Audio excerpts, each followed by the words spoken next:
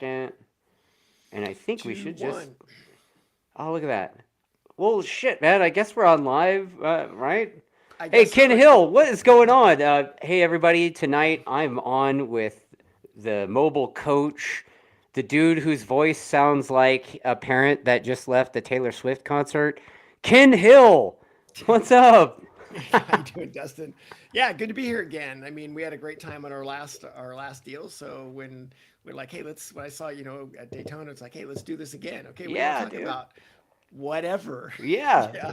Talking So about motorbikes. That's all I live for, right? And riding them and, pretty much, pretty instructing much, them. Yeah, dude.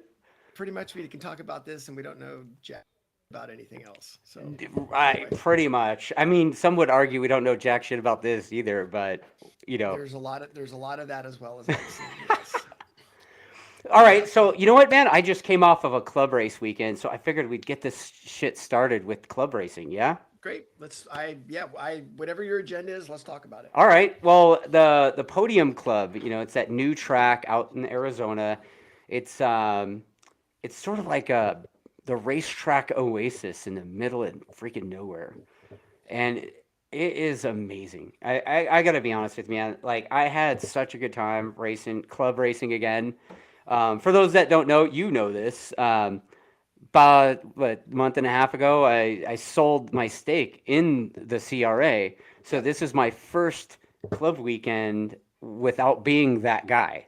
And I gotta tell you, man, it was amazing to tell people when they would ask me shit about what's going on in the club. I'm like, dude, Go go I'm see not him. part of government anymore, man. Like you go that way. Yeah. I mean, I'm sure that was a huge weight off your shoulders just to be able to like, I'm gonna come ride and enjoy myself. Oh man, it was so great. And and seeing people too. I mean, going out to Arizona, I ended up seeing quite a few of the old CVMA crew that I remember racing when I was there. So, seeing old faces again and getting to battle with some new guys. Like I guess there was these Canadian dudes there. One guy, I can't remember what his name is, and I'm sorry, but he's like the some Canadian champ guy, like he's the number one plate guy. So I'm like, right on. So I battled with him, and by the end of the weekend, I beat him. So I was like, huh, you're the number one plate guy, huh? Whatever, They're, I'll I talk mean, shit. well, Like whatever. yeah, I mean, they're fast. You're fast too. So I mean, I don't know about I that, mean, but well, but yeah, I mean, yeah, they had a test down at Jennings when they were going to the Bridgestones that they're riding their 1,000 super bikes, and our 600 riders were quicker than they did after a couple of days. So yeah, they go good for sure. yeah. But Yeah, I mean, he was a good dude. I mean, like his whole crew, like ended up talking to a bunch of those guys, and man, it like there was one dude. He was like, I guess he was, I think his online name is like the White Jamaican or something like that. So he's like oh my from god, Jamaica, but he's all tatted up. This guy, and but he was like really, he's Canadian now, and he even says A all the time. Like he's legit Canadian. But he was complaining about the heat. I'm like, bro, you're from Jamaica. Like, well, yeah, from Jamaica via whatever the Yeah, hell it is. Canada. Yeah, Yeah, yeah, yeah, somewhere in BC or whatever the heck. Yeah, yeah, yeah. yeah. So That's so I haven't been to that track, and I heard it's pretty fun. Go both directions, which is kind of cool. yeah, The grip is supposed to be fantastic. It's supposed to be super super fun. dude, I'm gonna tell you right now. I've actually ridden it both directions on a stalker. And prior to the race weekend, I hadn't ridden a race bike there, so it was quite a bit different experience than the stalker. But I will say this: the track does have massive amounts of grip. It's got all kinds of little like man-made elevation change stuff. Like really, I mean, the front straightaway is healthy. Like it's really healthy. And into in which direction were you guys going? We were going counterclockwise, so Going counterclockwise. yeah, so Okay, we were got it. going eastbound down the front straight, and Right. man, that thing was, you get the sixth gear, and you're just like in the brake markers, like bang, bang, bang, down to second, dude. So That I mean, honestly, there's not a lot of tracks where you're six gear on 1,000 anymore. yeah, I mean, yes, on MotoAmerica's got them, but I mean, yeah, in some of our world, not that many. So it's pretty right, intoxicating, isn't it? right. Yeah, Bearded Jixer, Ernie he commented already on what we just said, and he's like, yeah, shitty hot pit lane though. You by shitty, do you mean like they don't have one? Oh, There's like no hot pit lane, so like you basically do the zigzag thing, and like you damn near have to like exit into the pit and go back out to because they don't have a hot pit lane yet. But I believe they plan on doing that. Like the track's still kind of green, as far as it's not done yet. You know what I mean? So there's no running water there. There's no like actual like facilities there yet. But so we were all dude, you porta. got to. I don't know, but I don't know. Just back in the day, I mean, when I started racing, right? Of course, it was NorCal. Yeah, Thunder It Hill was used to be like that back in the day, no, right? no. Well, I started riding before Thunder Hill. There was no Thunder Right. Hill. There was Right. no Button Willow. The Button Willow wasn't even there. Yeah. And we did AFM did 8 rounds at 8 rounds at Sears Point back in the day, Okay. and it was a full year was there. So Yeah. yeah, Thunderhill came along. It was half the track that it is now, and then they added the extension, and then Button Willow came along, and same thing, right? There wasn't Yeah. any facilities, and Yeah. you just dealt with it. Yeah. So You just that's the way it like, goes. you look up that dude that says "be a man" stuff. It's like, oh, Well, you get shitter. Be a man. Like, well, we're dumbass racers, right? So right. we're stupid racers. So if we get to ride on a racetrack, we don't care about anything else. We're just Right. like everything else is awesome. I Yeah. mean, you go pee out in the frickin', out in the parking lot. We don't Yeah. care. But honestly, the track and the racing was super fun, and coming in and talking shit with the homies like old school, and not That's having to nice. worry about whether or not I was gonna get bugged about or Right, asked a question Oklahoma. about running Yeah. the thing. Like not running it was a huge bonus for me. Like I told one of my partners, longtime friend of mine, Jeff, who's still involved, and I told him, I was like, dude, you guys got this shit into the stick of this deal.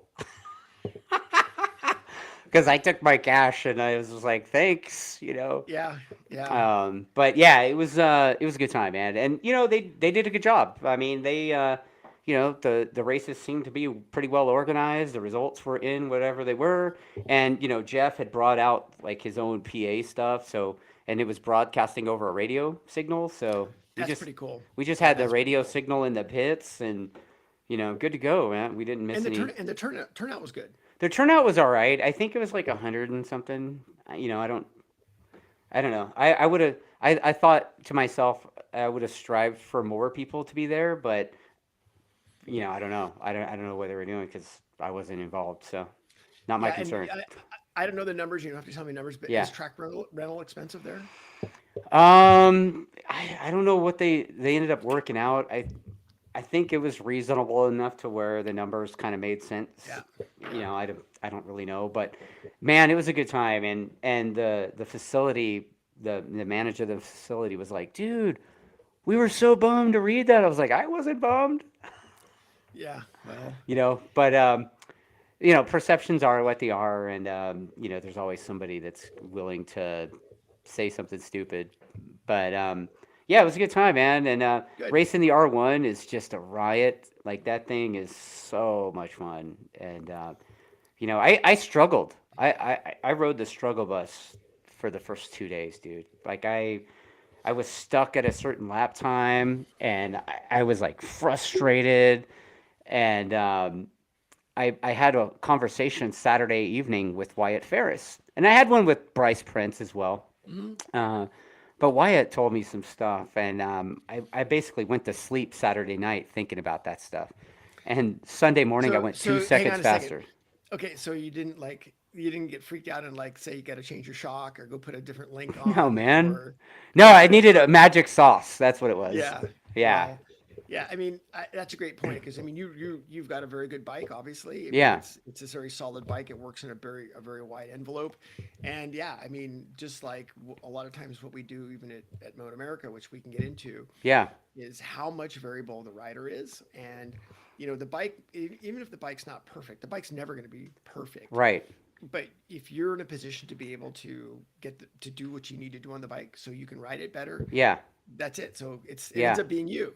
Oh, it was 100% me. I mean, Yeah. we did change the gearing a little bit, make it a little bit shorter, so then I could, you know, make more use of the power Hmm. in the right area. But other than that, I mean, we didn't really change the bike at all. It was all me and my crew guys, the CTML guys.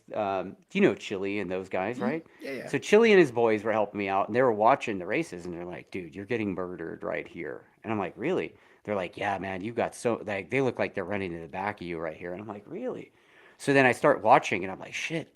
So the first S, like after turn one, I was overslowing the entry to the first S, thinking that I had to hold the left radius longer for the first one. And then I stopped doing that. I stopped doing Yeah, that. because doesn't the right open up a little bit? Doesn't it like start to open up? I mean, yeah, yeah, kind of. Not that one. It's like a quick All flick right. thing, but it just that quick flick. I didn't need to overslow the entry there, and then also, I realized that even though I was, here on the, hitting the apex on the curbing, right? Um, I needed to be in the curbing, or basically, even though it felt like I was hitting the apex, I was still missing it by 6 feet, right? So I started using the curb and riding on the curbing. It's like grippy. So just those two things, I dropped 2 seconds on Sunday. It's Yeah, crazy. if yeah, I mean, if you can use more track and it Yeah, sets you up for a better situation, then yeah, hell yeah, absolutely, yeah. absolutely. The other area, there's like a banked left that leads onto the back straightaway, and you know what? I just chalked it up to riding 1,000 scary. I was like, dude, I'm just over like, it was like the brake lever is like a safety blanket to me, you know.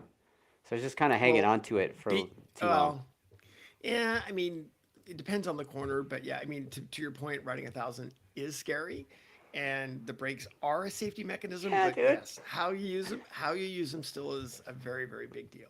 Yeah. So I mean, to go 2 seconds faster. I came in. I was like, okay, we can quit now, guys. Like this is Yeah, I'm awesome, good. right? Yeah, I'm good. Yeah, I So, get it. but yeah, it was a good time. The club racing thing is CRA. I'm not involved anymore, but I gotta say, man, they definitely own the Department of Trophies. Their trophies are the best. You That's know, awesome. Yeah, um, I haven't seen any of their stuff, so I dude, don't know what it's like, but that's they're pretty they're cool. the same guys that MotoAmerica uses. So it's like Oh, nice, they're like custom trophies every weekend. nice. Like when I was involved, I know we were spending like 5 grand a weekend in trophies. It was crazy. Who, who? Yeah. Like it's Well, like, oh, okay. Like they were the second highest paid employee besides Bryce Prince, right? yeah, taking home all the winners Oh yeah, money. totally, Yeah. totally. Ah, that's Yeah, cool.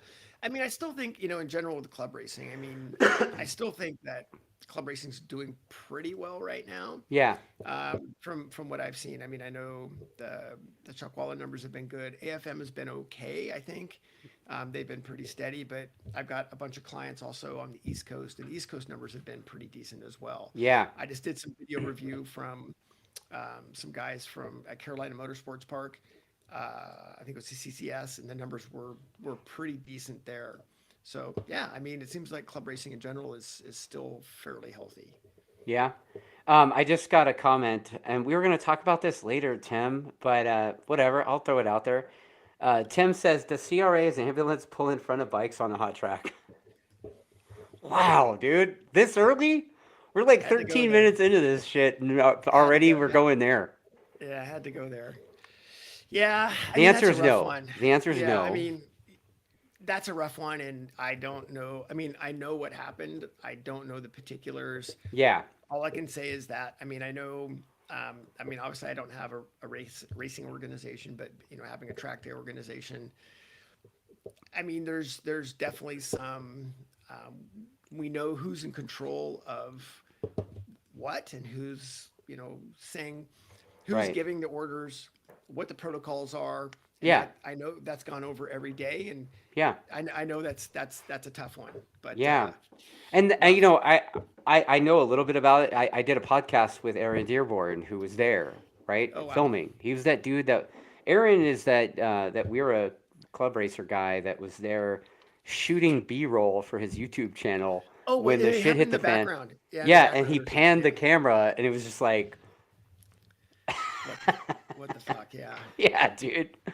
So, I mean, it looked like a bad deal. I don't exactly know all the details what's going on, but it sounds like the riders that were involved in that have sought legal counsel, and you know how that's going to go, right?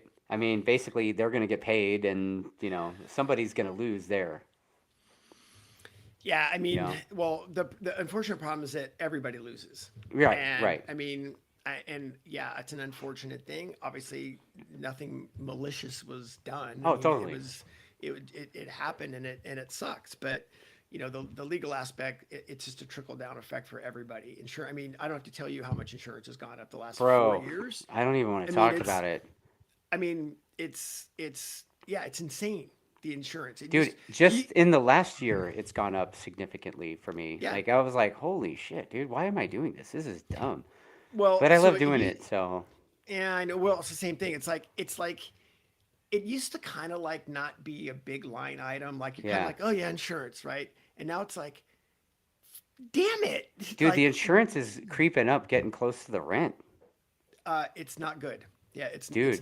it's not good. Yeah. So yeah, people think that it's wonderful to be you know raking in the money running a track day business. It's not exactly the case. If I was raking in the money, I probably wouldn't be living in a mortgaged house in Palmdale,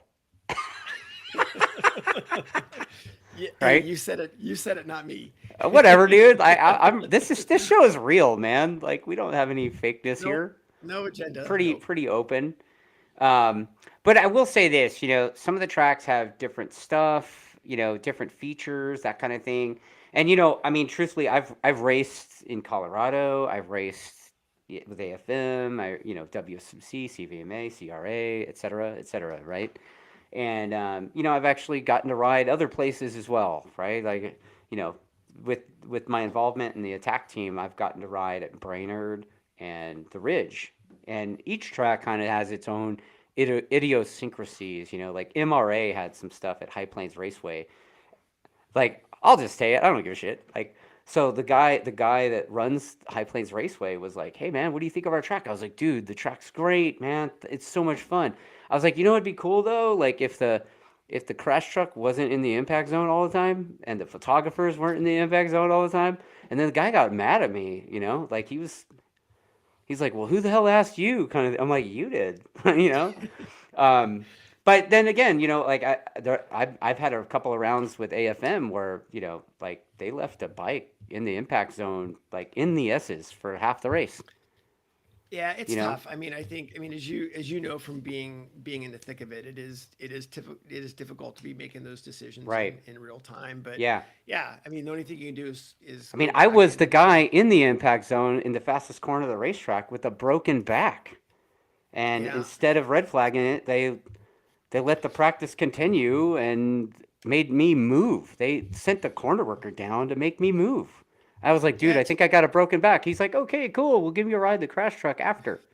Like, what? like So, yeah, I don't know. It's interesting. I mean, I know when I was involved more with the AFM, whatever 20 years ago, whatever the heck it was, we I was on the board of directors for a few years, and we actually put together a safety committee, and the safety committee would visit the tracks before the season started. yeah, Typically, there was a track day or whatever it was, and I got to tell you, that was really successful. And that, I mean, Buttonwillow is a great example where you go to Buttonwillow, they've been running cars all winter, whatever the heck it is, and you'd simply, say to Wes, or if Wes, right? Is it Wes? Who is it? dude, Wes is long gone. Well, I don't know whoever No, it was the, then. the, the manager dude that's trackside, that's Mikey, typically. Well, back then it was Yeah, Wes, yeah, but you'd say, hey, I have a list of 7 things, and we want to make sure that we've got X, Y, and Z. You'd show up for AFM, done.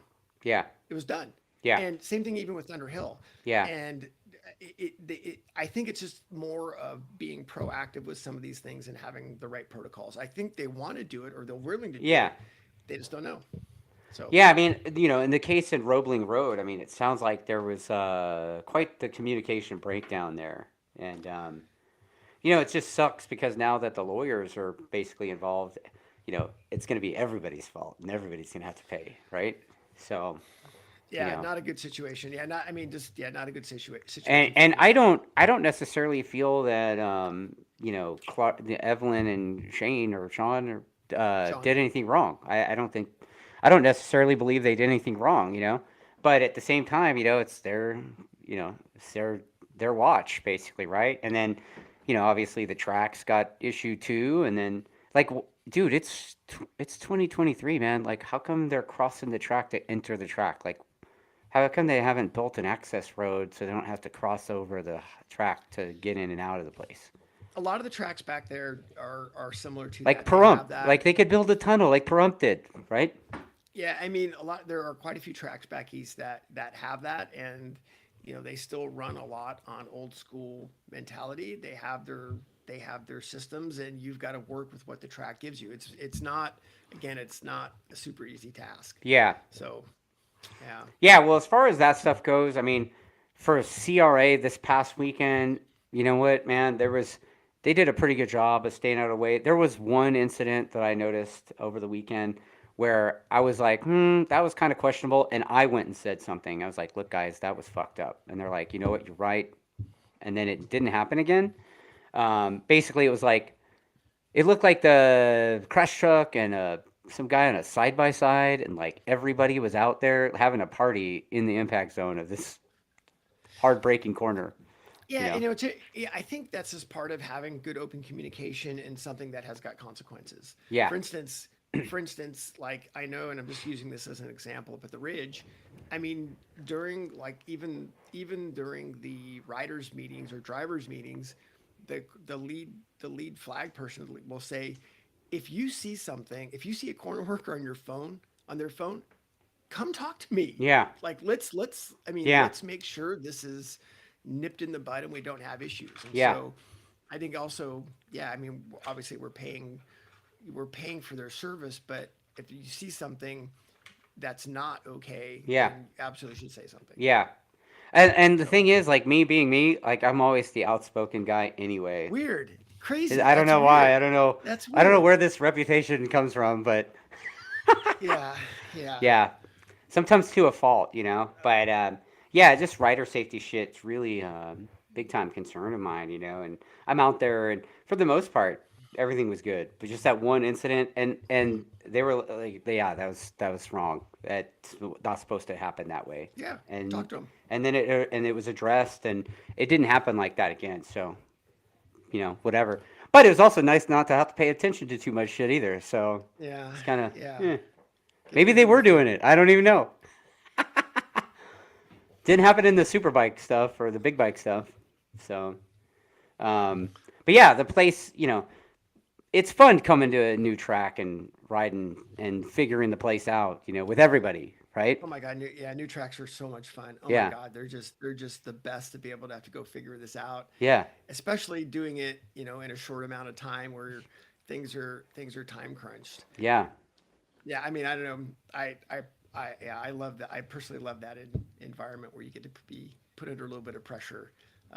It's freaking awesome. So There was a guy that just commented. He said that he's late as usual, and he also says they picked me up really fast. He's talking about Podium Club. It's Barry from Utah. Um, got to hang out with Barry quite a bit over the weekend. It was fun. So yeah, thanks for commenting. Thanks for watching this crap, Barry. Appreciate it. Yeah, let's. I think let's that's dive about. into. Let's Yeah, move on. Yeah, let's talk let's about some do it. MotoAmerica stuff. Yeah. Oh wow, we got a lot to talk I mean, about. here, should I roll up my sleeves?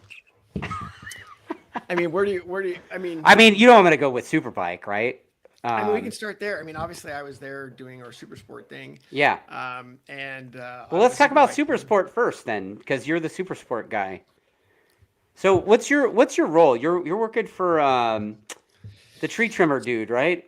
Yeah, yeah, CJ LaRoche. So, CJ so LaRoche. Yeah. Sorry, yeah, so CJ, if you watch this. so Um, my main gig is with CJ, and I'm beyond blessed to be involved with this program, and yeah. have him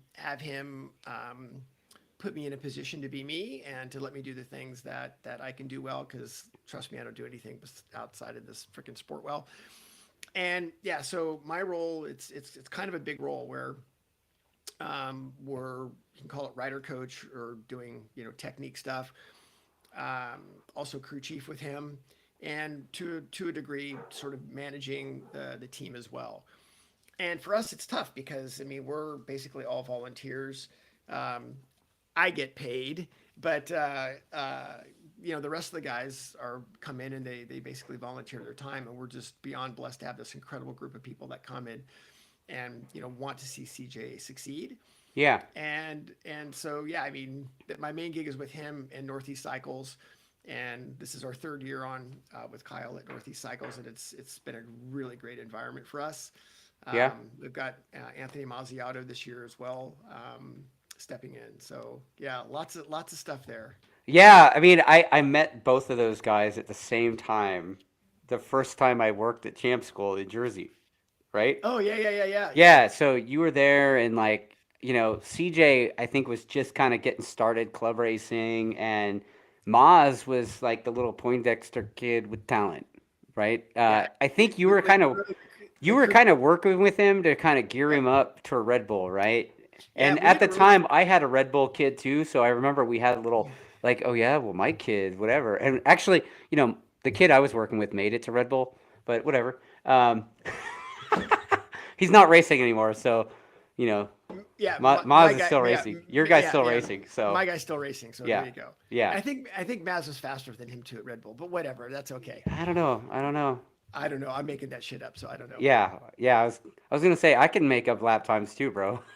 Yeah, Yeah, exactly. yeah, but Yeah, but yeah, so no, Maz it's is a good kid. He's oh, kind he's of gone awesome. through some shit too, right? Like he's kind of been in and out of the sport up and down, right? Like he had I don't know what happened to him, but like next thing I saw him, he had a ponytail and shit. Like I don't even know. Like he didn't even look like the same dude.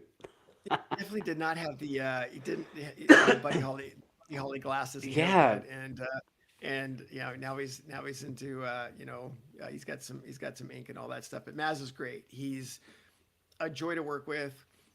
We've done a bunch of training in the off season. We did a bunch of cool things with him. yeah, Yeah, and it's first, the first race weekend, we set a pretty medium expectation, meaning it's like, dude, we're not going to go out there and we're podiuming them and all that. No, we have goals where we want to improve from last year.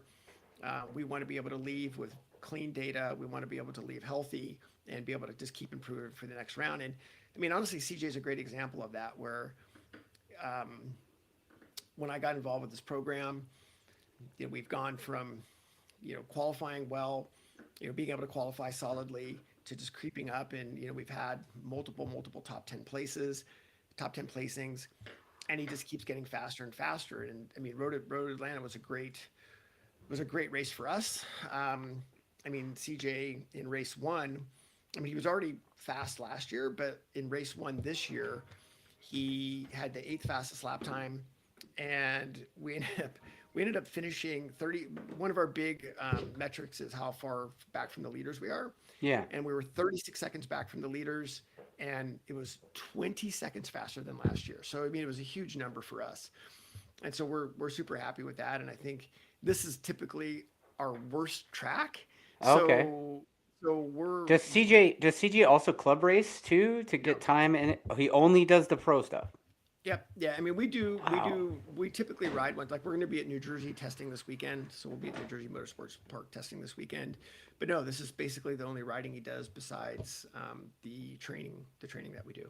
Wow. That's So it. he's not out burning laps like, you know, No. Stefano is like every weekend he's Nope. blazing, right? Just No. ruining No. dudes at club level. No. CJ's not doing any of that, and Maz is doing some stuff. I don't think Maz is doing any of the racing. Maz is doing a little bit of coaching, which is great. He's got a good knack for doing some coaching. Yeah. So he's doing some of that. Which the ironic part is, I think coaching um, helps you. It Yeah. helps. It helps you being able to internalize and be able to communicate Yeah. these things. So Yeah. Maz is doing a good job with that. And yeah, again, the team is great environment. I think Road Atlanta was our worst track for how the R6s work. And yeah, the 750s That's another topic. That's a painful topic, but Go ahead. I mean, this is this show, man. You know. yeah, we're lucky. We've got great bikes. I mean, our side of the tent, we've got a Graves bike, and we work closely with Chuck on it, and we have a very very good running motorcycle, and we've got a really good direction on where the bike is at. Bike works great, and but it's tough because even though we are improving, when you start racing the 750s, it's tough. I mean, race two, we got stuck behind Corey. He was running a couple seconds lap. Whatever his issues were, I don't know. But we got stuck behind Corey, and we know Corey's an exceptional rider. Yeah. But for whatever reason, he was off, and we we can't race against those bikes. And even though our trap speeds were, our internal speeds were a little bit quicker than last year, like our top Yeah. speeds. You yeah, if you're giving up 6 to 7 miles an hour, you're not getting that back. Right. And it's so, that is a little bit frustrating on the 750 side. And if it takes someone like, I mean, obviously Josh Hayes is an incredible rider, but he's hanging on by the skin of his teeth on those things. And for us, right, so we had Josh, Maz, and CJ, basically the top three R6s, Right. and a lot of 750s in between. So, and of course the Ducati as well. I mean, I was watching. Obviously, most of the race you see on TV is most of the race you see that on TV is basically the front guys, right? So you see a lot of what's going on in the front, and both races, it was like basically the same story. It was the Ducati guy. He would just kind of be back there and wait for the braking zone, and then he would just murder them on the brakes. What is it? Turn 10, whatever. Yep, 10. Yep. Yeah, and then just be gone. It's like his braking started when they were done braking almost. It was very strange. Like, what is that? That's something that, is it just something that, maybe the new Dunlop is sort of like the old Pirelli or something? I mean, because I know last year Petrucci was like that too. Like, he would just murder everybody on the brakes. I mean, honestly, that's a world rider. Yeah. I mean, he's world super sport, obviously, right? And he obviously can ride a motorcycle. He understands the bike well. Yeah, you have to remember, when you separate racing in America from racing in Europe, they're basically two different levels. Yeah. And yeah, I mean, the bottom line is, yeah, he could pretty much murder everybody on the brakes, and of course, Yeah. he had a very fast motorcycle as well. So yeah, that part of it is tough, and we can get into the tire thing in just a minute. But yeah, I mean, kind of just going back on the 750 thing, for us, it is a little bit challenging, and I'm not going to lie, it's a little frustrating because in as much as MotoAmerica can say what they want to say, and I get it, right? Well, the lap time, blah blah blah. It's how you get the lap time that changes. Right. And when you can visibly see Maz or CJ out driving, coming out of seven and out driving a 750 and pulling up alongside of it, but by the time they hit fourth gear, or time they hit fifth gear, they're 6 bike lengths back. Yeah, the no replacement for displacement adage comes to play yeah. a little, right? So yeah, I mean, I everything know is kind of neutered a little bit here and there, of right, course. to try to balance things out. I mean, I think, I had Chuck Axlin on, and he was saying that they basically work all the time about trying to balance things out to make it so it works. But Yeah, I mean, yeah, Chuck is awesome, and honestly, I think the way that MotoAmerica Tech is doing it, they're doing a very, very good job. It'd be nice. I would, of course, I'm being more emotional about this because, right, it's tough to get punched in the face. But it'd be nice if we saw a little bit more proactive balancing. I mean, let's put it this way: could they balance it enough to where the R6s actually could like stay with them for a little bit? But I mean, I know that's not going to happen, and that's okay. And I'm dude, being what you need I'm to being do as sarcastic, but your role needs to be wiring their throttle wide open, and then problem Jesus, solved. trust me. I mean, oh man, trust me. You don't know how much we've looked at all this stuff. Yeah. But the other part of it is, is that yeah, I mean, at the end of the day, we know the bike is capable of a very good lap time. It's capable in somebody like Josh's Hayes By the way, hands I'm getting some there. commentary about this whole thing right now from people. That's all right. Yeah. Whatever. But I mean, yeah, the bike is capable of the lap time. We know that. They went faster last year. They went faster than the year before, right? So Yeah. we know that. Yeah. And in our particular case, yeah, I'll get jacked up and emotional about, having to race somebody at a slower lap time because it makes it's tough for us to get by that person. But our philosophy ultimately is the bike capable of going faster with what we have? And the answer to that is yes. So we continue to work on it with our rider, Yeah. and we try to get him up to that pace. Would it be nice to have a little bit closer, like not as demoralizing, get punched in the face? It would be, but we also have to remember that road at Atlanta is our worst track. Okay. So if we know that, and we'll get through it. We got through it clean. We got great data. We collected good information, and we're going to start going to good tracks that start to favor us. So, All right. Well, let's get to the comments. Yeah. Okay. bring it. All right. So Pinky has a couple of comments. The first comment is Josh Hayes not a world-class rider? Question mark, question mark. If I remember correctly, he got pole in MotoGP. So how is he not good on the brakes? Is Josh Hayes not a good rider? I mean, he got MotoGP pole. I don't know. Did he get pole? I don't think he got pole. Did he? I don't think so. He was testing. It wasn't even like it was like a reward for being the man. No, he got a wild card, and Yeah, he led it. I think he led a practice. Oh, that's what it was. Yeah, Yeah, I know I he mean, finished like seventh or something. He was yeah, impressive. No, a total stud. He's beyond a stud. Yeah. But I think those are super loaded questions. Is he world class? Is he not a world class rider? I mean, dude, he's Of older course, than me, and he's ruining dudes. So of course he is. But I think again in this context you underestimate how good some of the other guys are, yeah, and they're also have the ability to get up to that level. And I mean, look where Foray has been. I mean, he's been at the very very sharp end, and yeah, he understands what that is like. So yeah, I mean that's again in the context of it, it's very difficult to have that level every track, everywhere, all the time. Some tracks have better characteristics than others for certain bikes.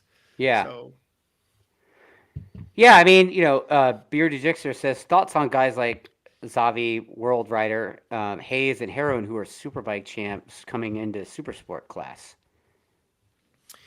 yeah, I think it's great to have guys like Ave come in and spice up the class a little bit. I think that's great that there's a lot of attraction for riders to want to come to America and ride. There's more attraction than actually you think, but of course it costs money to do that. So I think it's awesome that we're getting that attraction, Yeah, and taking it up to that level. Yeah, as far as like riders like Heron and Hayes being in there, I mean, the rules are the rules, right? So I don't yeah, set the rules. That's how it is. If they can ride, then they can ride. I don't look at it that way. I look at it as they're another competitor.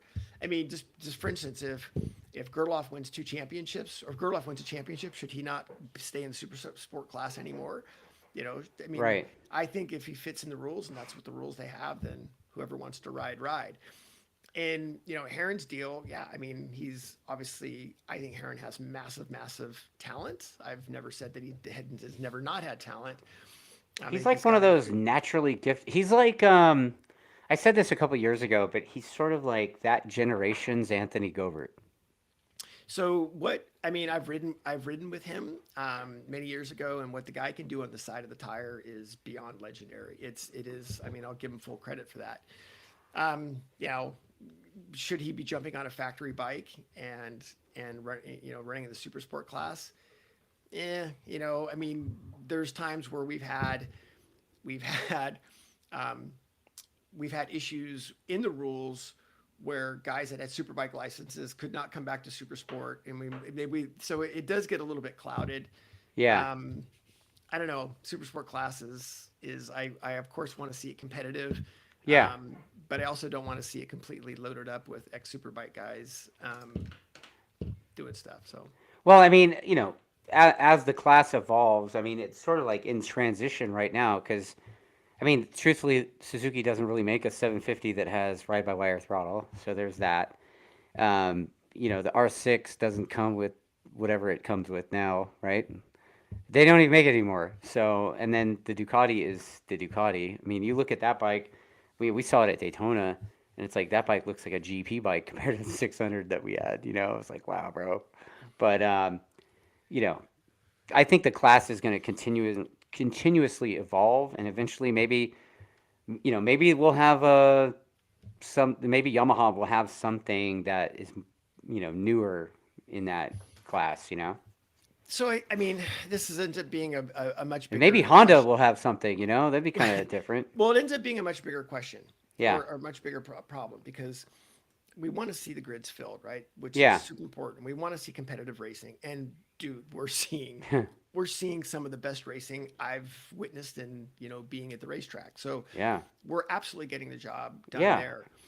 But to your point, yeah, we're in a little bit of an interim right now where the new gen class isn't as defined yet as it's going to be. We Right. we need bikes that the OEMs are supplying, so people will be attracted to those bikes, see them in a competitive environment, and hopefully go buy them. And if it takes superbike riders to be on those bikes to make that happen right now, then so be it. Is that ultimately the right thing? Maybe, maybe not, depending on what the definition of the class is and what the stepping stone, right? Junior cup, twins, super sport, superbike. I mean, there's sort of a pecking order there now, Yeah. but it's not probably as clearly as defined. And I mean, MotoAmerica has an insanely difficult job of trying to balance all these things. And Right. ultimately, I think they're doing a really good job with doing all these things. So, Yeah. should there be superbike riders in supersport? That's up for debate. Are they doing a great job trying to balance all these new bikes that are coming at them? They're doing a great job with it.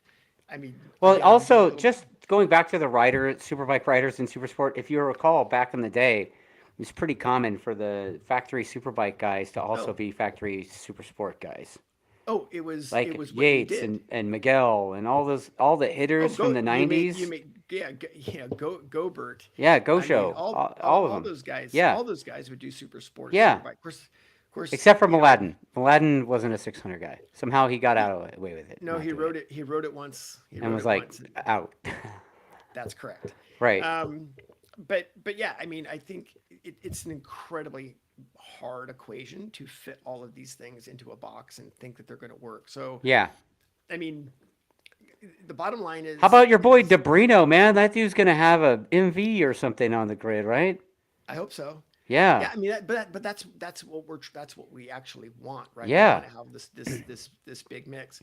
So yeah, I mean, ultimately, I think again, MotoAmerica has a very very difficult job. I think they're balancing it well, and whether or not these certain pieces fit into the puzzle is Yeah. bottom line is the show's pretty effing good. Yeah. I mean, you see what Stefano was right there. I mean, Stefano and Josh Hayes last weekend. I mean, it was epic to watch, man. Or to quote you on your post about GP, it was fire. It was fire. You like that? You like that? I thought I'd throw a hand grenade out there. Yeah, I was like, wow, bro, you used fire. That's funny. Um, yeah. Okay. So So let's so we can talk about other classes, or we can talk yeah, about tires. let's What do talk you, what do you want about to talk about? let's talk about Superbike really quick, and then Okay. let's and you can talk about tires in that too because they've got new tires there too, right? So um, Superbike, Dude, it was fucking epic. I wasn't it mean, though? so here's really interesting is I've been I think I have to go back and do some quick math, but I think this is like my seventh straight year. And I mean I've been in obviously the paddock before, but I think this is my seventh straight year right now starting. And I've never felt a better vibe in the pit in the Yeah, paddock. It was good. It was good. And to that point, I mean, we actually felt a little bit of that at Daytona this year as well. It was just yeah, a good feel. good vibe. And Yeah, it was a very good vibe. It was just fun to be there. People were excited, and there was just, I mean, it was just really positive. yeah, And again, hats off to MotoAmerica, hats off to the racers, hats off to everybody for creating that. The Superbike thing was awesome. To, there's so many different, there's so many different aspects that go along with that. yeah, One, you know, obviously Cam coming out Yeah. and freaking getting after it is great. The Beamer, we want to. I mean, I want to see the Beamer up there. I think that that's great. Yeah. Um, all that's cool. I want to see some competition. You know, I want to see Richard get pushed a little bit more, which I think you know he did. But also, you know, again, Road to Atlanta is not necessarily a great R1 track. I don't think. It's always been a good Beamer track, just since the Beamers have come out because the thing can stretch its legs. A lot of stop and go Right. corners. Not on the side of the tire really that much. So you mean watching Superbike, you'd say it's a little premature to be like, okay, the R1's trash now. We got to throw it away and start over.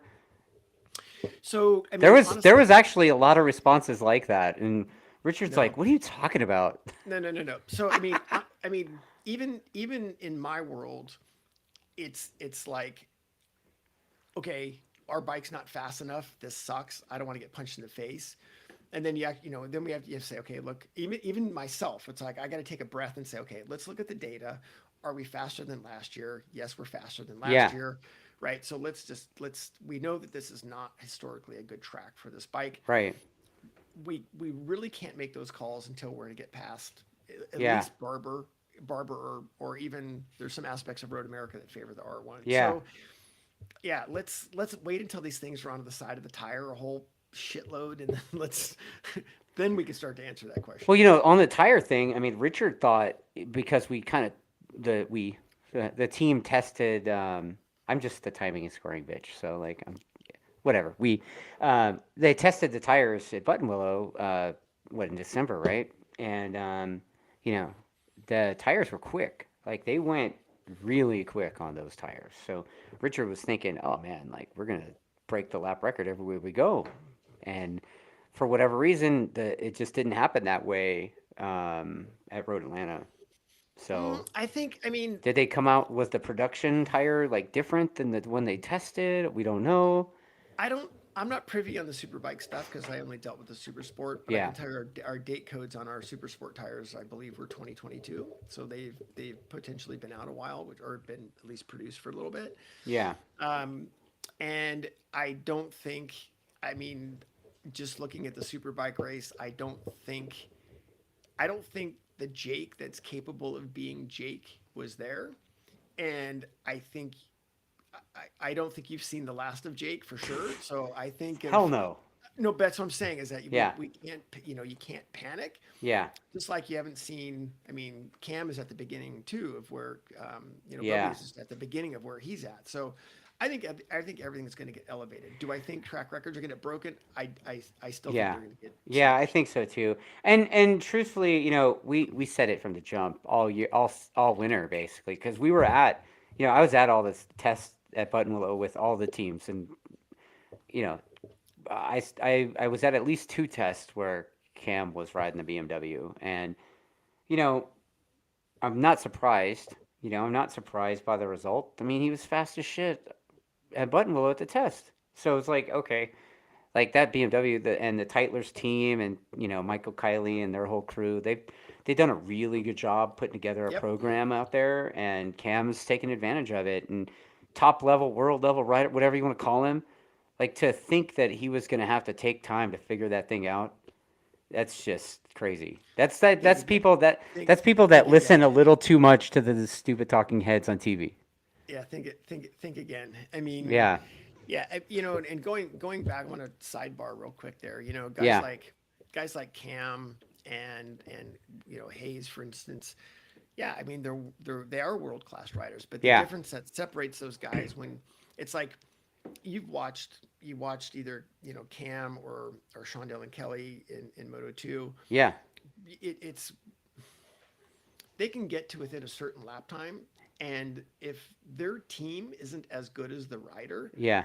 they're not getting there. Oh, right. I mean, it's just Yep. so they have to the team has to perform as good as the rider or better than the rider to give the Right. rider what he needs.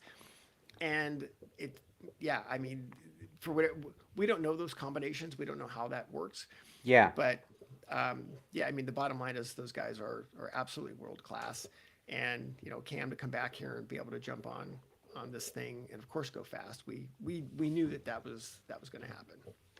So, you know what? I mean, the last subject on the Superbike thing is what are your thoughts on the controversial last lap pass attempt at Superbike? Um, Full contact yeah, Superbike, should I say? yeah. I mean, well, the last lap was one of the best. I Oh, mean, honestly, dude. the The last two last laps were two laps, yeah. so the guys that were riding. I have nothing. Hats off, respect for those guys because that was some of the best motorcycle racing we've experienced in the U.S. Yeah. period. So regardless, it was beyond epic, and hats off to all those guys. Yeah. Incredible, It was incredible. the best Superbike race since MotoAmerica took over, I think. Yeah. I mean, just Like, absolutely epic, yeah. epic race. And so I mean, I hope we have more of those. And I guess, my whole deal with any race is I don't want to know who's going to win. And I mean, I have my favorites, of course, but I don't want to know who's going to win, right? I want it to be earned, and I want to see it. So Yeah. yeah, I mean, as far as the last lap, coming out of seven, obviously we knew it was going to be, Yeah.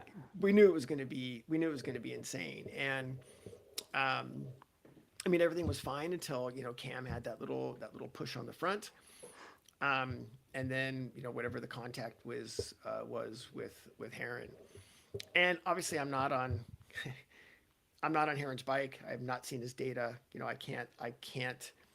I can't speak for him. Yeah. I can only speak from my experience, and I mean, you it's saw he did post like a explanation of what happened. I guess he was getting a bunch of hate or something on it, and he had to he f- he's like one of those dudes that reads the comments and gets mad, you know. And so like he instead of commenting in a war with these guys, he just made his own video.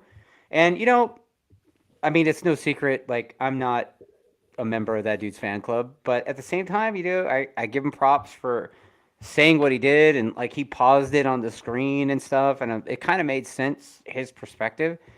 And I mean, it's not like he intentionally tried to wipe everybody out. no, Like that's no, no, no, silly. no, no, no. And to be clear, whether or not I'm a Heron fan or not, the guy can ride a motorcycle, Yeah, and the guy was on obviously a factory spec bike. yeah, We would expect a high result from him. yeah, I mean, hats off to him for honestly an incredible out of the gate performance. Now, whether or not that's going to carry over, remains to be seen. But yeah, not being on his bike, I haven't seen his data. Um, I know, my experience is that having the pads knocked back, I don't think that is accurate. Again, I'm not on his bike, but I'd love to see yeah, the data to see that. Um, I think he got out wide and decided I'm gonna run it in there, and got in a little bit deeper than he expected. Hats off to him, literally threading the needle to get through those guys. I don't know how he did it, but he did it. But bottom line is everybody was safe, yeah, thankfully. yeah. I mean, look, that dude is the epitome of pulling shit out of his ass to make shit happen, right? So like when he's on, he's on. Yep. And nobody could take that from him, man. Like that Nope. dude. Nope. I mean, that could have easily gone the other way, and it could have been really bad, right? So, It when yeah, I mean when we kind of saw him sail it in there, and again when he sailed it in there, it was actually fairly late.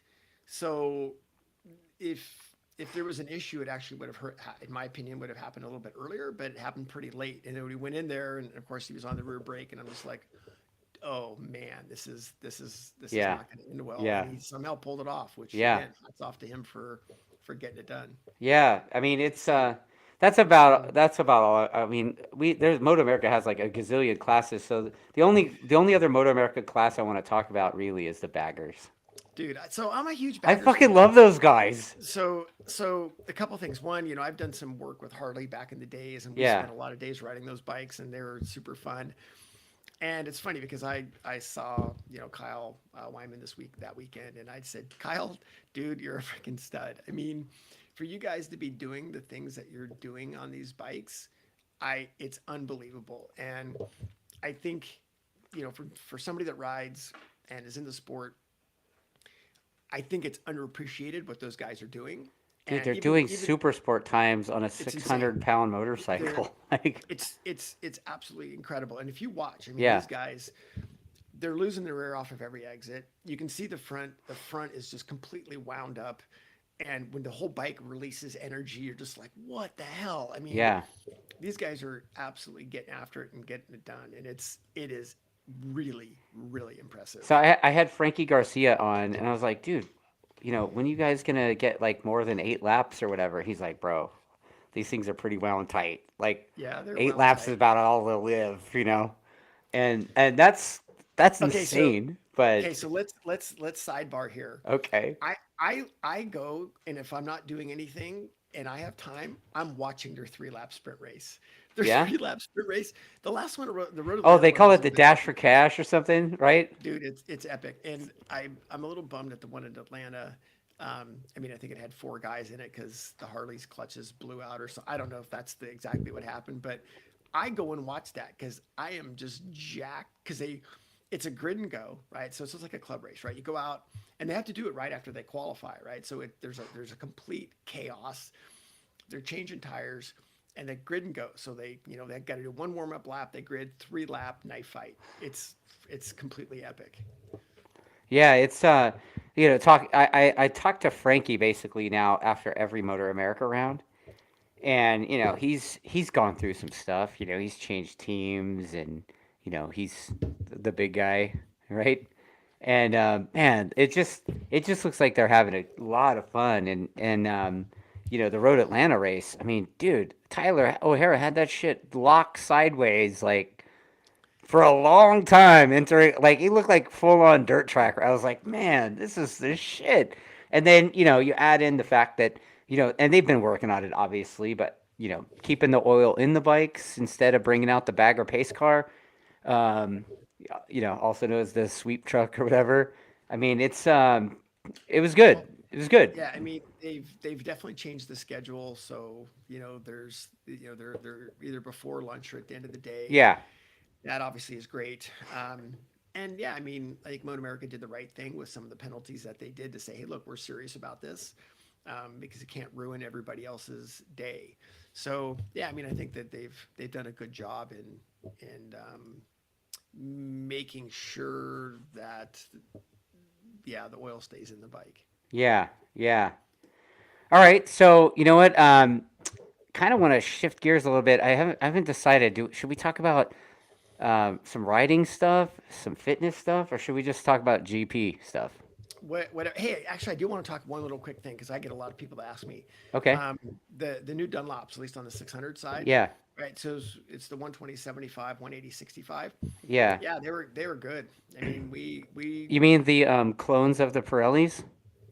whatever they are, don't know. All I know is that they were good. We had both riders never complained of grip the entire weekend. Our tire wear was better. We ran just as an experiment. We did 32 laps on a front tire. It still looked brand new. So we're pretty cool. And I'm actually really looking forward to the Barber Super Sport's going to have the endurance race, 37 Oh. laps. Oh, so you guys have So the required pit stop, right? yep, yeah. So we're very jacked for that. We're excited for that, and yeah, I don't know. I think it's pretty cool. So do you have like quick change like Daytona set up for that, or how's it going to work for you guys? Yep, yeah. So for us, I mean, we're gonna obviously a quick fill tank, and we'll change a rear tire. And the thing is, there's also a minimum pit stop time. So Oh. you have to be in the pits for a certain amount of time. Ah, Um, really? So that like what's the minimum time? so I And does the don't. time start when he enters the pit lane, or is it when he It's in stops? it's in the box. Yeah, it's in the When he's in box. the box, this time starts. Yeah, yeah. So I haven't looked at it lately. I mean, we were actually on the phone talking about this morning, and I'm not sure if it's actually out yet, but I think it's 7 to 12 seconds. I could be That's wrong. doable. No, no, it's totally. I mean, no, If it's it's actually seven not seven bad. to 12, that's not that bad. If it was like 30, I'd be like, No, no, bro. no, no, no, no, no, no. It's like seven. It's like 7 to 12 seconds, something along Okay. those lines. So it's reasonable, Yeah. and it kind of helps things out a little bit. So I don't know. I think the Barber. Again, I'm a big fan of doing something a little bit different, and the fact that we've got a long 37 lap race.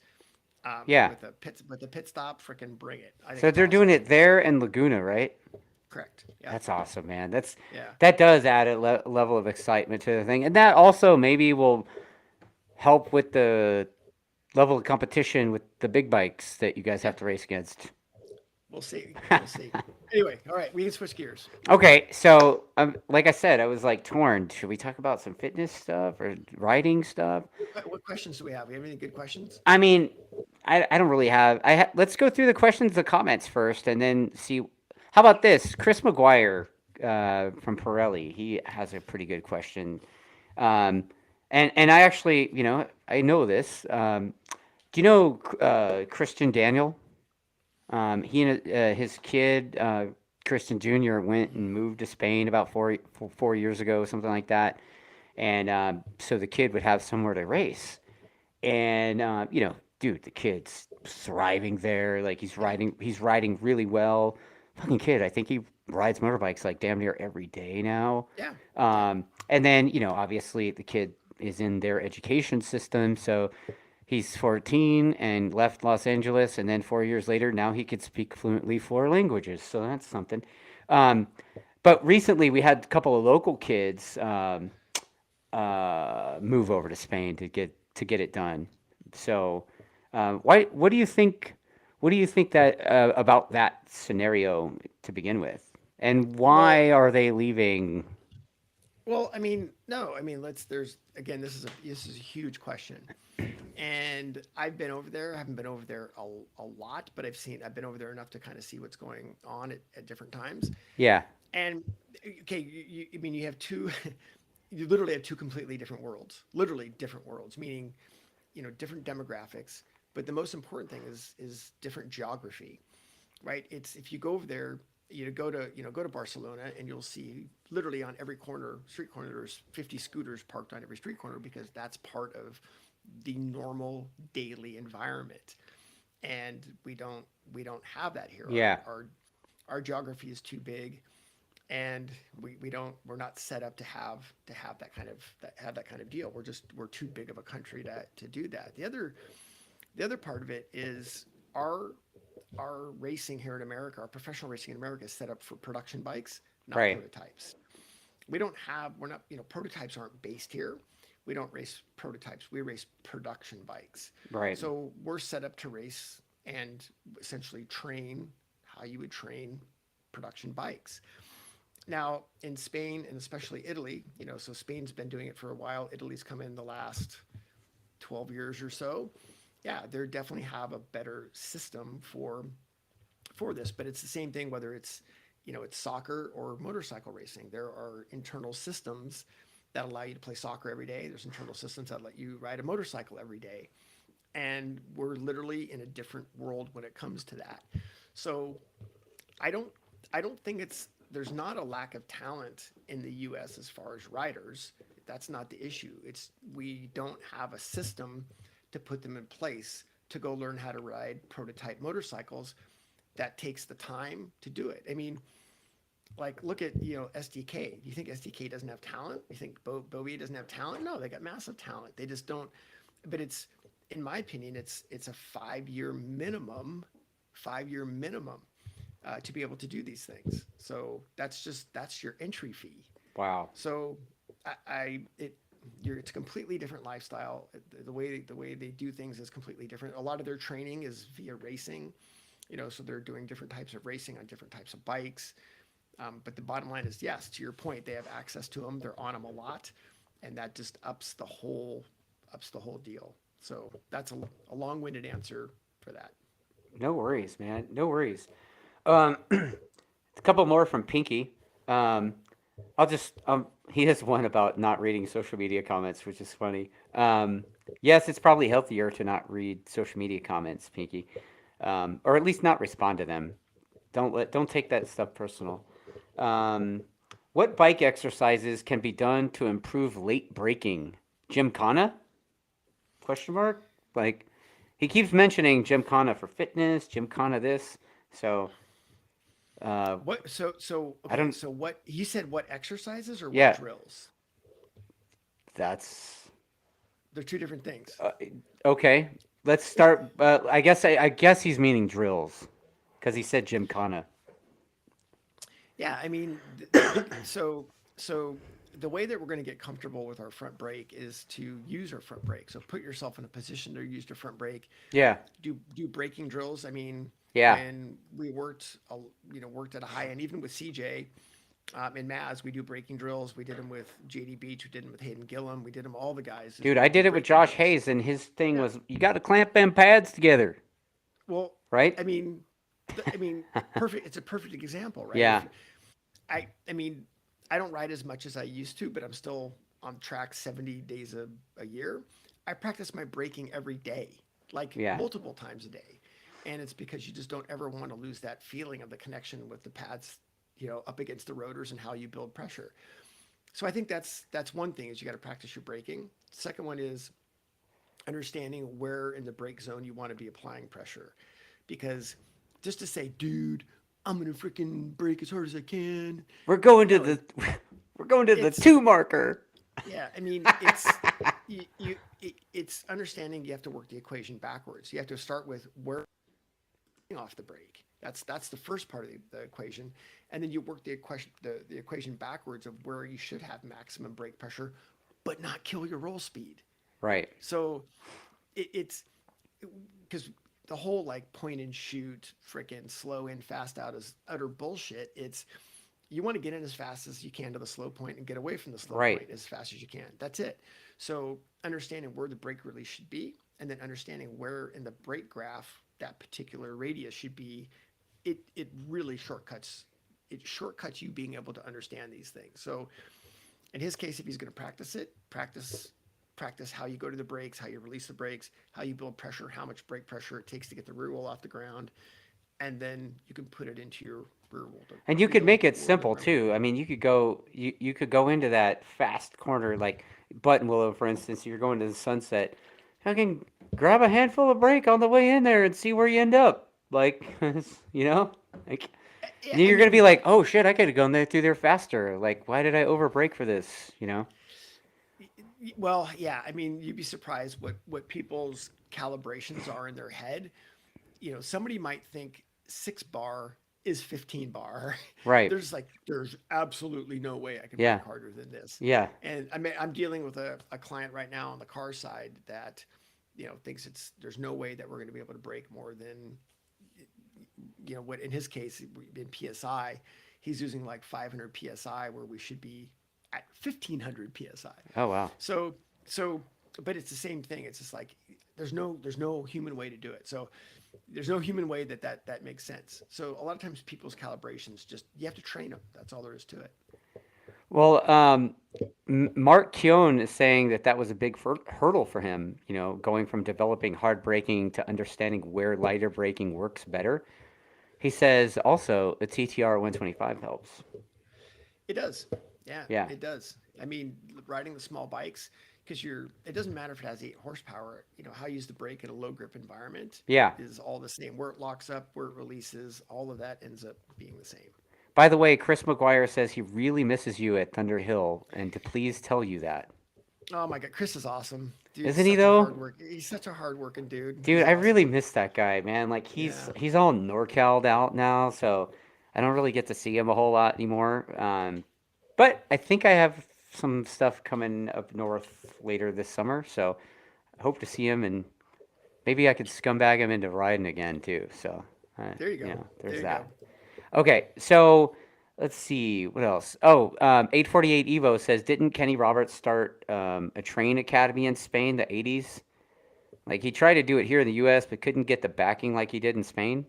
Is that Yeah, I mean, he always had so the ranch, right? I mean, I yeah. remember I mean, hearing it's about the funny ranch. because yeah. Well, Chuck Axland's actually the expert on that because Chuck Yeah, Axland was the guy that was yeah, helping training riders at the yeah. ranch, and yeah, and they had one in Spain, I believe at one point. But the one in NorCal was the one that they were mainly bringing riders to, Right. and yeah, that was. I mean, I don't know how they were getting paid to do it. I think that was pretty much out of the goodness of Kenny's heart. And maybe Yamaha gave him some money or someone gave him some money to be able to support it. But yeah, that was an invitation only. Go ride mini bikes, knife fight, 8 hours a day. Right. Yeah. I mean, it's. I mean, there are programs like that here in the U.S. now, right? I mean, you've got Colin Edwards' deal, what is it? Danny Walker. Danny Yep. Walker's deal, and then also Rich Oliver's thing. And then, if you want to be a NorCal guy, there's also the FLAP program up in like Yep. Cloverdale or whatever, right? Clear Lake or yeah, Clear Clear Lake, Lake, whatever. Cloverdale, Yeah. some shit like Yeah. that. It's up. Yeah. It's like weed country, right? Yeah. I think, yeah, I mean, I'm a proponent for people getting training. I don't Yeah, want to, I don't say don't do this or don't do that. I think anytime that you can get on a bike, regardless of where it's at and who it at is important. And, your experience with whoever that is going to dictate where you want to go. So I think that's wonderful. But yeah, I think all of these have different great aspects, and the little mini bikes developing feel, how bikes slide, how they react in a low grip environment is yeah. fantastic. This is an interesting question. Mike C says, would rider development improve if Junior Cup was replaced with a class that used GP chassis instead of the production budget chassis? Look at World Supersport 300. It seems like World Supersport 600 is full of ex Moto 2 riders instead of ex World Supersport 300 riders moving up to it. Well, I think you have to work backwards, which is what is the end game in MotoAmerica? If the end game is to ride super bikes in America, putting them on a little GP bike is not going to do you any good. Right. So if you're trying to make riders, if you're trying to train riders to go to Europe, then yeah, that's a whole other conversation. Yeah. But it looks at where if we're looking at what is happening in America and what we're trying to train riders for, and what is the, as we said, what is the stair stepping in America, putting kids on a GP bike, I don't know. I don't think it's going to actually is going to help. Okay. Plus, it's a bigger picture than that. You have to remember the kids are getting trained on these bikes. It's a much bigger development path than that, which is, how they're getting more specific training. They're learning how to download. They're learning how to use electronics. They're learning how to use data. I mean, Right. it's all that costs money, and there's no money available here in the U.S. to make that happen. Right. And in Europe, there's more subsidies there. There's more availability for it. And here, I mean, look at, I mean, is the sponsorship opportunities here in the U.S. are beyond rough. I mean, look at Yeah. Rocco. Yeah. Look Rocco's at Rocco. well, I mean, here That's a Rocco bummer. wins. Well, Rocco wins, Junior Cup championship, then a Junior Cup and Twins in the same year, and he basically, can't find money for a ride, and I mean, so very very challenging. Yeah. Yeah. Yeah.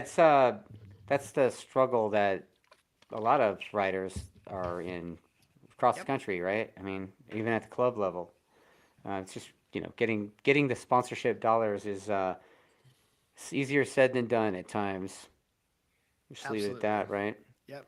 All right. So you know what, man? Let's see here. I got one more. Let's see if we're racing and training production, then why should we expect anyone to do well getting an opportunity overseas? Are we being unrealistic with expectations for riders going over from our series? And that's F1 Supersport. Yeah, I mean, my answer to that's yeah. I do think we're being unrealistic. And this is what I said about SDK. I mean, Yeah. we know SDK can ride a motorcycle. He's Yeah. amazing. We know Cam can ride a motorcycle. He's amazing. But the amount of time that it takes to do that, it's again, I think it's a minimum of a 5-year commitment to take him through that program. Yeah. And dumping them immediately in a Moto 2, I mean, like look at Joe, Joe Roberts went into the CEV first and then did a couple years in CEV and then did some Moto 2 stuff. It's just not that simple. So I think Yeah. learning the tracks, learning how their processes are different than our processes here. So it doesn't mean they can't ride a motorcycle. It's just they have to do it in that environment. And then we have to have a team that can operate at that same high level. Very, very tough.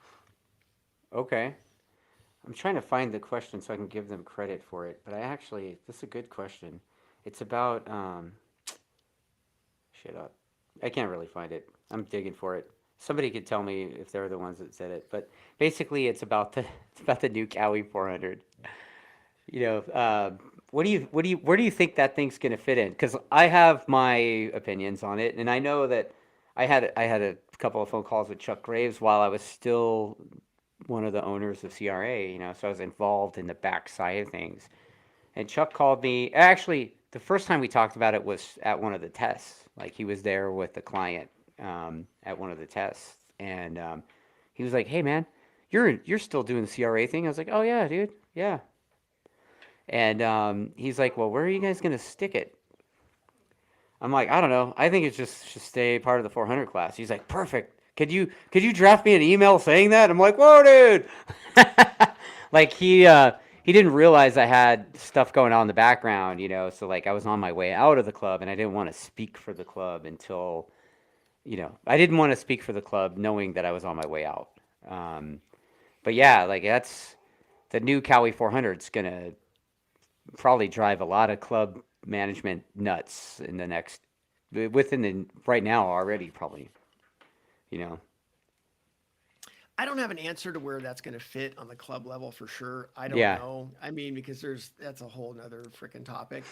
Yeah. But I mean, if we're looking to develop riders on, good production bikes, I mean, I don't know. My gut feeling says, and I'm not saying it's right, but my gut feeling says you're going to replace Junior Cup with those bikes. Um, I mean, I'm not saying it's going to be a spec series, but the problem is that it becomes a spec series where now you can at least run a KTM or KTM or basically R. I don't even know A if built anybody's even R3. I running it. don't think anybody's running. Maybe one guy's running. I don't know. I think one guy might be running it. Yeah. So there's definitely some options. But I mean, I think that's going to be a little bit of a natural progression where maybe those bikes take over the Junior Cup Yeah. situation. Plus, it's honestly quite a bit bigger gap, or it closes the gap quite a bit Yeah. between the Junior Cup Twins and 600. Yeah. And the reason I say that is because I know a lot, a lot of Junior Cup kids that have struggled going to a 600. I mean, it's some of them are able to get it done. Some of them Yeah. have struggled dramatically going to Well, it's the like a 600. is it it's kind of like a de-stroked 600 basically, right? Or am I I nuts? don't know the ins and outs of it. I don't I don't. either. I I mean, just sounds like I it. know. Revs to I the mean, I know moon. the bike's a ripper. Yeah. That's all there is to it. It's a ripper. Yeah. So Yeah, it's like a little it's like a 600 from 20 years ago fast. Like it's fast. yeah, I think my stock. I remember I had this conversation a couple months ago. My first bike was a Honda F2. It was a California model, and it made after tuning, it made 77 horsepower. Yeah. Dude, California I had bike. Louis build the engine in my F3 and it made like 90. And it was Yeah. Oh, insane. dude. It was Yeah, you're like insane to ride. 90, 90. Dude, That's a ripper. dude, 90 horsepower F3, it was like the most evil thing to ride ever. Yeah. Yeah. Yeah. Oh my God. So yeah, I don't know the yeah, I mean the Cowie 400. I love the idea of it, and Yeah. it's more of a sport bike. So yeah, I don't know. We'll see. Yeah. We'll see what all the Yeah, organizations you know, do. But again, bonus for not being part of government, right? Like I'm glad to not have to make that decision again and piss people off because I know either way you go, you're gonna piss somebody off. yeah. So I guess to answer that question is, I mean, I'll answer it a little. I mean, do I think the new Cowie 400 is a better bike for rider development and helps? The answer to that is yes, because it helps close the gap to the next level of bikes. Right. Yeah. Well, it's like Cowie does that every few years, right? They just like build a new 400 or whatever it is to fuck the class up. Yeah, Right? I mean, they yeah, do. Like, I mean, you think about, remember was it the 250 Friday, whatever, and then all of a yeah, sudden the Ninja 300 came out, and yep, everybody that was a 250 person freaked out about that, and they had to create another class for it and stuff, and then the R3 came out, and it was like, oh, okay, it kind of made sense, and then the KTM 390 came out, and it was like, oh, that's like cheating. It's like a GP bike, but it was not really. And then obviously Ninja 400 just eventually everybody had a 400, right? Because it's yep. like, no replacement for displacement. So now you've got a 400 that's a four cylinder that revs to the moon, has like what looks like a fairly decent chassis and brakes, and it looks like a legit bike, not a budget pile. Man, like I think it's I I don't think envy that, or if I was a 400 dude, I'd be like, well, go get the new 400 then, you know? I think it's going to be a ripper. Yeah, it definitely is gonna My be a my ripper. sor- my my sources have it as a Your ripper. So sources are Chuck Graves, and yeah, I've seen it on the dyno. It's crazy. Like yeah, yeah, it's not right. Um, let's see. Chris McGuire says he wants to see American racers winning everything, and I support that every day, every moment, every event. Okay. all it He's a takes is super money. fan. Yeah. Just write a check, Chris. Make it happen, Yeah, dude. time and You money. you know a guy. You know a guy. Um, all right. So you know what, man? Like we're let's see. What do we got? We got an hour and 20 into this thing. You want to talk a little bit about fitness stuff? Great. What do you All got? right. So, you and I have talked about this quite a bit. Fitness, it's not just burning the bicycle hours, right? So, what else is involved other So let's than your cardio stuff or like, yeah. So let's talk about well. I'll try not to make this too long of a tangent, but it needs to be. It actually needs to be. So if you're do it in the right, Cliff Notes format. I talk too much. So basically, if you're in motorsports, you should consider yourself an athlete. I mean, period. And a lot of times we don't. We think it's either a hobby or a lifestyle. But the bottom line is it's a sport. So if it's a sport, that means it's trainable. So of an athlete, there's three elements to an athlete, right? We've got your technique, your craft, you got your physical fitness, and your mental fitness. Right. All three of those have to be looped. So each one of those have essentially an equal percentage in your success on a motorcycle. Yes. So to your point, all three of those have to be trained. Yeah. Because if you wipe out any of them, wipe out one of them, you're not going to get the success you want. You could be the guy with the best technique and the best mental fitness, but if you don't have any physical fitness, you're going to suck. Or you can have the guy with the um, most talent and most physically fit, but if your mental access is blocked, then you're not going anywhere. Right. So all threes have to be trained. So the one, the technique training is all the things that you're doing on the bike. It's understanding everything that you do with, for instance, the brakes and the throttle and your body position. All those things have training.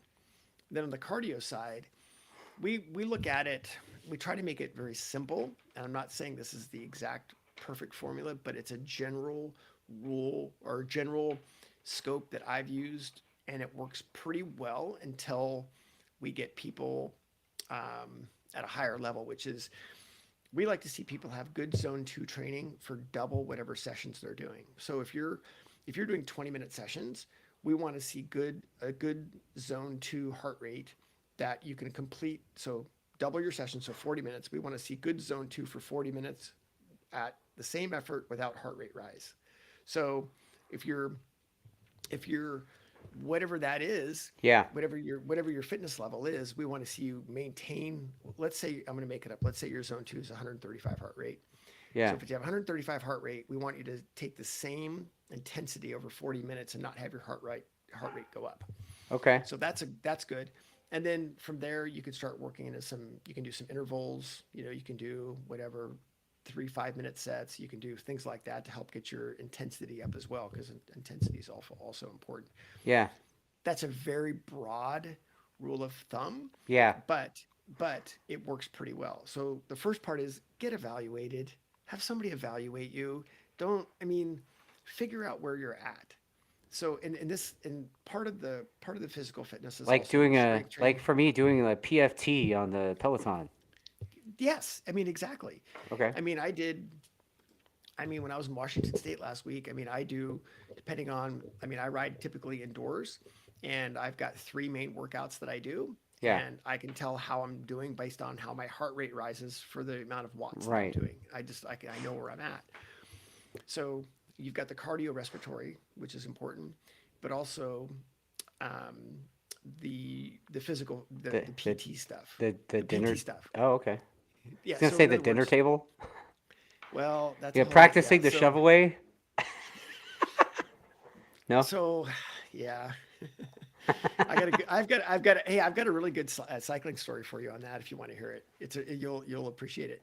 So, but also the PT stuff. So making sure that you're very flexible. You got some basic strength training, but the flexibility trumps pretty much everything as far as being quote strong. Be Yeah. more flexible. Learn how to use your core. Learn how to use your feet. And then and then to your point, yeah, I mean, obviously being diet and being fit makes a big difference. Yeah. So anyway, yeah, so there's that. But then the mental access. The problem with the mental access right now, the mental fitness is unfortunately we lived in this messed up world where everybody has to be on demand and everybody has to be online and there's no breaks. And it's learning how to compartmentalize your motorcycle world from the rest of your world. Yeah. So meaning that when you go and ride, have something that says, "Hey, I'm going to go do something really dangerous. I need a focus trigger that says I need to put my plan into play. Get something that turns your brain on when you go ride." And then having a refocus trigger also from when you get unfocused that puts you back in focus. I've got a couple of good podcasts on that. Um, so there's that, but there's also, again, learning how to separate, because that's the biggest problem that we have that I find with riders right now is separating their outside world from the motorcycle world and being able to turn off their outside world when they're about ready to go ride your R1 at frickin' Podium Club at 170 miles an hour, right? It's nuts. So I think that's right now the biggest aspect. We can talk about other mental fitness things as well of how do you improve your mental fitness, and I've got some answers for that as well, but Yeah. they take a bunch of time. So depends if Right you want to on. hear them or not. Yeah. I mean, for me, personally, and you know what? Before I get to me, let me read really quick. Chris also says that Wyatt said a lot of his riders need Nike jogging shoes. So there's that. Yeah, um, well, but I mean, I've felt I've gone through quite the transformation in myself, even in the last like 4 months, 5 months maybe. Um, I was I had some stuff going on, and I've got some scrambled shit going on my shoulder. I thought I was gonna have surgery. I was like, oh, I'm all depressed. I'm gonna have racing taken from me again.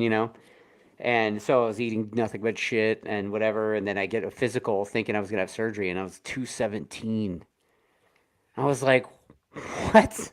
Right?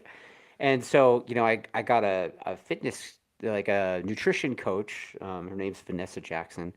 Um, and, I bought her food program or whatever. And I went through that thing for a couple months. And dude, I've lost so much weight. It's crazy. And now I'm not on that program, but I'm still kind of losing weight because I'm training on the bicycle again. And, it feels a lot better on both the bike and riding the bicycle as well, the motorcycle and the bicycle now.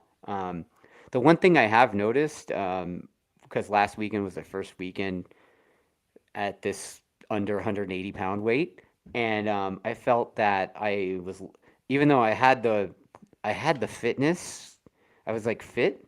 I don't feel like I was like riding the Superbike fit. You know what I mean? Like, how would you address that? Like, what extra would somebody in my position need to do to feel like one with the bike? yeah. So a lot of it ends up being, how you're sitting on the bike and how you're supporting yourself on the bike. So you're using the right muscles at the right time.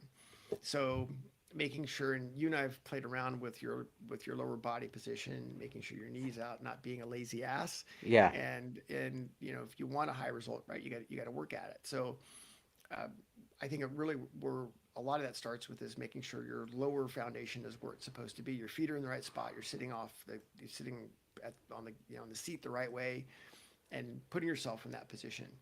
And then, for instance, on the braking, is one getting people to understand when you're braking, your hands are loaded. They have to be loaded. So how you use the palms of your hands to help support yourself to not get pushed forward against the tank. And then the next step is, as you go to turn into the corner, is being able to release the tension from your arm Right. and not being so jacked up on, just trying to, Yeah. get, strangle the bar. So those right there will help save you a lot of effort. Now, of course, the faster the bike is, the more force it's going to have. But part of the arm pump problems, at least in MotoGP, I don't know about in MotoAmerica's. I mean, they're braking so hard now that they're having a hard time holding themselves up because Right. there's so much force on them. So I think in your case is make sure just you're ergonomically where you're supposed to be. You're using your lower body appropriately. You're not taking weight, or you are taking weight off your inside arm as you turn in. Yeah. That starts the conversation. That's like with Now, an exhale, right? Just like, Scott Russell right? talked about that. Yeah, Yeah. he said whenever he got jacked up, he would breathe out as he turned in, and it helped take the weight off his arms. So, but if you're having problems after that, then you can say, okay, where am I getting arm pump in a certain track? Am I having some issues, and what do we do to look at that? So, I think, I mean, you still need some upper body strength. I'm not saying you need mass. The other thing is replicating um, essentially blood getting into your arms. I mean, that's why some of these guys are riding, dirt bikes, is they want to be able to have some force on the bars to keep their arms in good shape, whether it's a mini bike or turn track or whatever it is. Right. I think that's also pretty important. Hmm. So like a supermoto, maybe.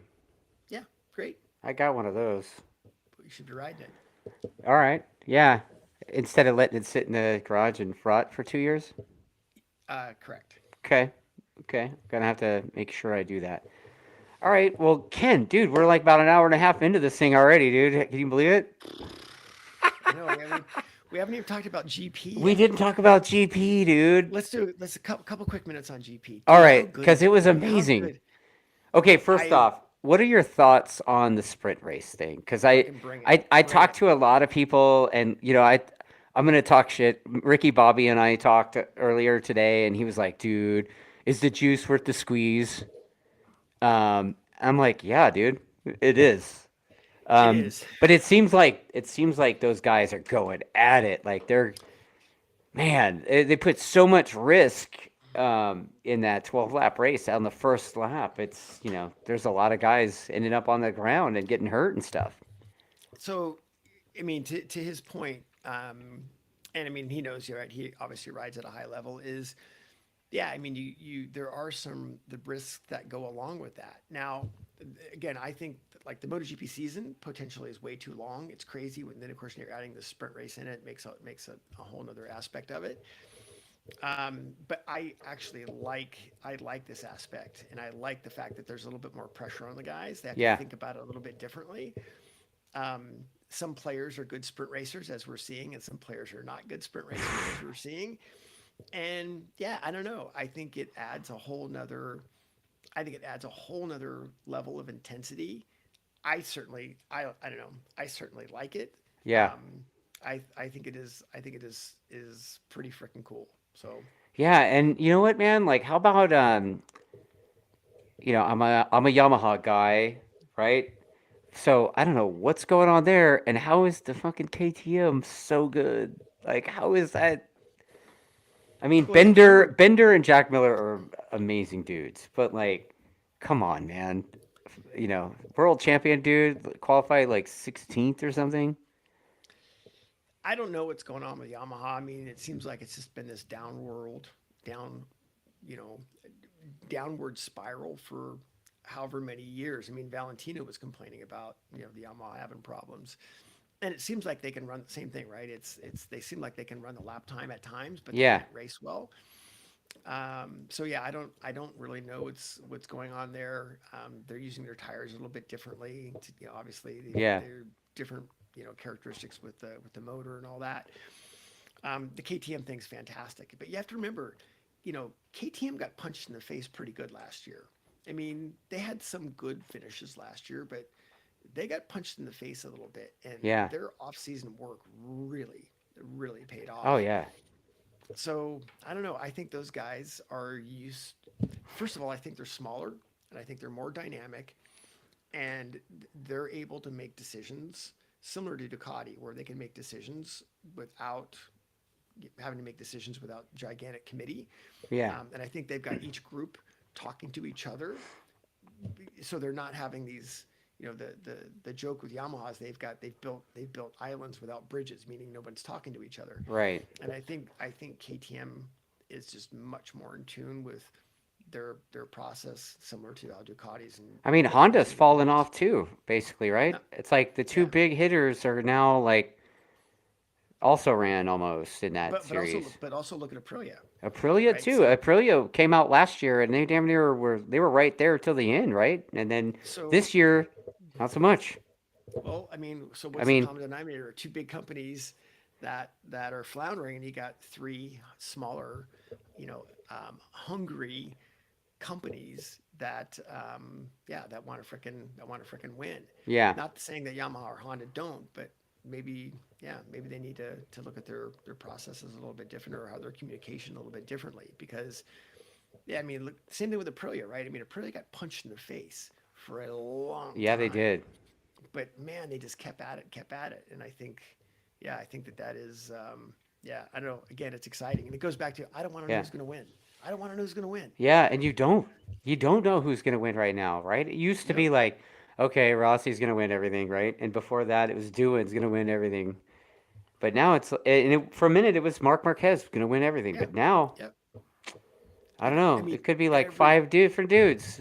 I mean, well, I think so. Bagnaya's right there though. He's a threat every weekend basically to So win. there's more variables right now. You got Yeah. the aero variables as well. The bikes are faster. There's more electronics, and I think I can't remember if it was FP2.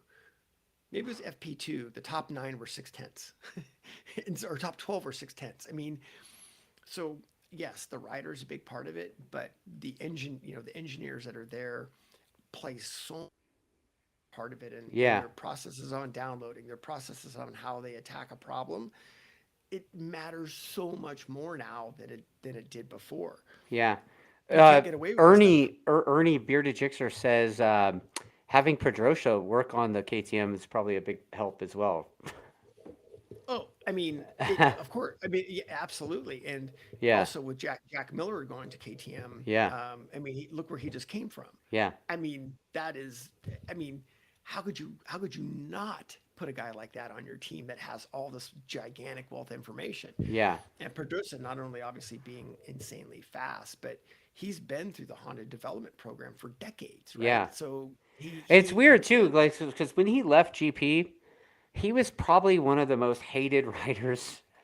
And now everybody loves him. It's like history is rewritten and he's like this fan favorite all of a sudden. And I'm like, dude, I just remember hating that guy. I look at him and I'm like, you know, I he's still kind of he's give him the daggers, you know? yeah, he's a little bit worse than vanilla pudding, that's for sure. But I mean, I think that everybody wants to see an underdog to a degree, and that's why. I mean, I certainly do. To see KTM or Aprilia go out there is just absolutely fantastic. Yeah, yeah. Okay, well, how about the overzealous penalty stuff people were talking about over the weekend? I Seems have like they were handing out long lap penalties like they were candy. This is a tough one because it's funny. I had multiple. I worked with Freddie Spencer for many years. Freddie and I had an off-season chat a couple of months ago, and we spent multiple hours on the phone, and he was giving me some of the insight on this. And I'll tell you what, dude, I do not envy that guy's job. It's brutal because they're trying to develop standards. They've made him this independent deal, and they're trying to establish penalties when no penalties have ever really been established. It's been good old boys. So it's a really brutal job. Yeah, And I don't know. I mean, I got some ins and outs from Freddie on how some of that worked, and I'm like, dude, you couldn't give me that job. oh, dude. So, but yeah, the penalties are brutal. I mean, they're I think like, again, why are some of the penalties, somebody getting one penalty and somebody not? Yeah. What are, in my opinion, clearly racing incidents, Right. people are getting penalties Like for. I mean, Bagnaia having it uh, go back a lot, like go back a yeah. position. And Scott He got Russell, it back, but Scott Russell would say, "Come on, man." I mean, it was just. I mean, that was silly. But yeah. anyway, Yeah, and then obviously the Quadraro doing 2 long lap penalties. I mean, he clearly missed. I mean, yeah, he clearly Yeah, I missed it. mean, But I would argue, did he deserve it in deserve the the first penalty? place. I mean, Yeah. that to me, I don't know. That was he saw an opening and he went for it, Yeah. and I don't know. Yeah. Yeah, it's like heartbreaking, right? Yeah. But yeah, so GP, man, I'm excited to watch more of that. Like that's more exciting to me than World Superbike right now. World Superbike is pretty brutal too, but I Yeah. am all over. Yeah, the GP is definitely a favorite right now. It is. They do have some cool stuff. And Cool all stuff 3 going on. classes too. Like the Oh my God. Moto 3, like what is it? 10 dudes on the last lap? Like you throw a blanket over them? Well, yeah, and even look at Moto 2. You don't know who's going to win. Same thing, No. right? No, I Which mean which one? everybody kind of thought Acosta was going to win and then he got second, you know? Yep. Yeah, So, and then Sam Lowe's spoiler. is yeah, yeah. Well, Sam Lowe's also like pull. Of course, he's going to pull one out here and there, but I mean, yeah, I mean, it's also very very fun. So Yeah. Yeah, F1 Super Sport says Moto 3 equals crabs in a barrel. I don't know who that dude is, but whoever that person is commenting is fun. Oh, well, you know well, what, Ken? This has been a good chat, dude. I think we should keep doing this. I'd like to. I mean, let your audience decide. I mean, this was very free form, and we're just sitting here Yeah. bullshitting. But if people want to do more of these, then yeah, we should do more of these. Yeah, And Dustin and Ken talk shit about motorbike racing. that's it. That's it. Well, your audience can decide if they want us to do more. I'm in for more. And again, this was like we really didn't have topics. We just like let's Yeah, get I wrote talking. some notes down and I was like, "Hey, let's talk about this." And you sent me 5 minutes before the show. You're like, "Hey, let's talk about this." I'm like, "What about They're the same GP?" You're notes. like, "Oh yeah, I forgot to put Yeah. GP." Like Yeah. our notes were the same. That's so funny. Yeah. All right, Cool. man. Well, I'm gonna stop this recording now. But dude, thank you for this. And if you guys like Absolutely. this, please share it, Yeah. Let us know. subscribe, all that. Also, you know what? I'm doing a charity bicycle ride this fall. I'm gonna ride my bicycle from San Francisco to LA. I put a link to the thing in the chat in case you want to donate. Other or in the description of the video. Other than that, catch you guys at the next one. All right.